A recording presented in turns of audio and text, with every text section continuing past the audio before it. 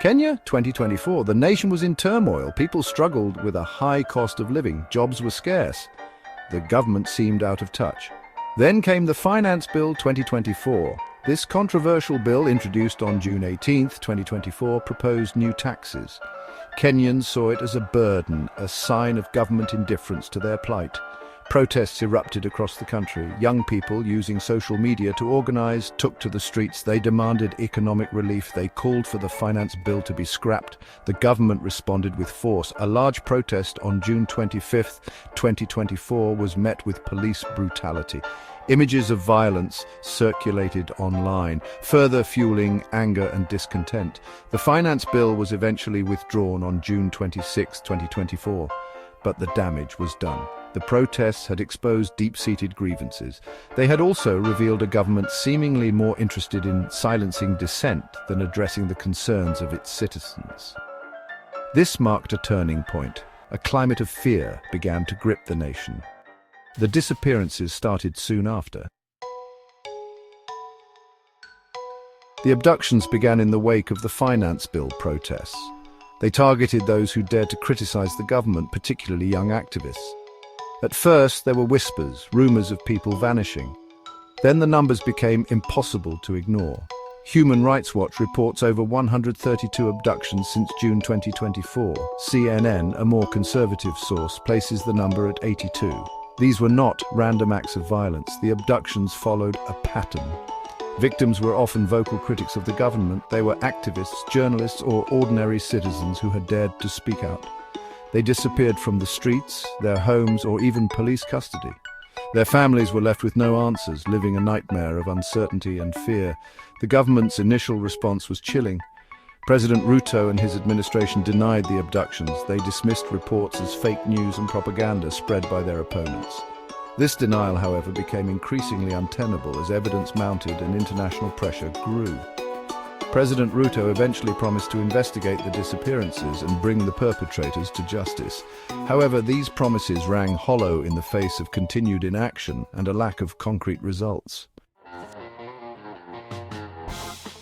The abductions were carried out with chilling efficiency. Victims were often followed, their movements tracked through their phones. The abductors, often in civilian clothes but believed to be part of a rogue unit within the security forces, would then seize their victims, bundling them into unmarked vehicles. They vanished, leaving no trace. Those who were later released spoke of being held in undisclosed locations, subjected to beatings, torture, and threats. One such case is that of Bob Nyagi, an activist abducted in August 2024. Nyagi was seized by men in civilian clothes, beaten, and then held in solitary confinement. He was released weeks later, physically and psychologically scarred. His experience provided a chilling glimpse into the ordeal faced by those who vanished. Other cases remain unresolved. Gideon Kibet, a cartoonist known for his satirical depictions of the government, and his brother Ronnie Kiplangat disappeared after meeting with an opposition senator. Peter Muteti Njeru and Billy Mwangi, both vocal critics of the government on social media, vanished under suspicious circumstances. Njeru's abduction was even captured on CCTV, the footage showing him being forced into a car by men matching the descriptions of other abductees. The abductions have sent shockwaves through Kenyan society. The public is outraged. Protests demanding the release of the missing and an end to the disappearances continue.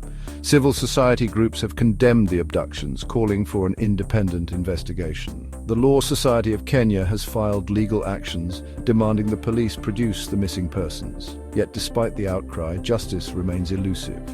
The government, while acknowledging some missing persons, has been slow to act. The police, accused of being complicit in the abductions, have denied involvement. This lack of accountability has eroded public trust in the government and its institutions. The long-term implications of these events are deeply concerning. Analysts warn of a potential return to the political violence that has plagued Kenya in the past. The disappearances have created a climate of fear, silencing dissent and undermining democratic freedoms. They have also deepened existing political divisions, pushing the country closer to the brink. Human Rights Watch has called for the disbandment of the unit responsible for the abductions and the establishment of an independent tribunal to investigate and prosecute those involved. As of February 2025, 29 individuals remain missing. Their fate and the future of Kenya hangs in the balance. The international community watches with bated breath, hoping for a return to justice and the rule of law in a nation teetering on the edge.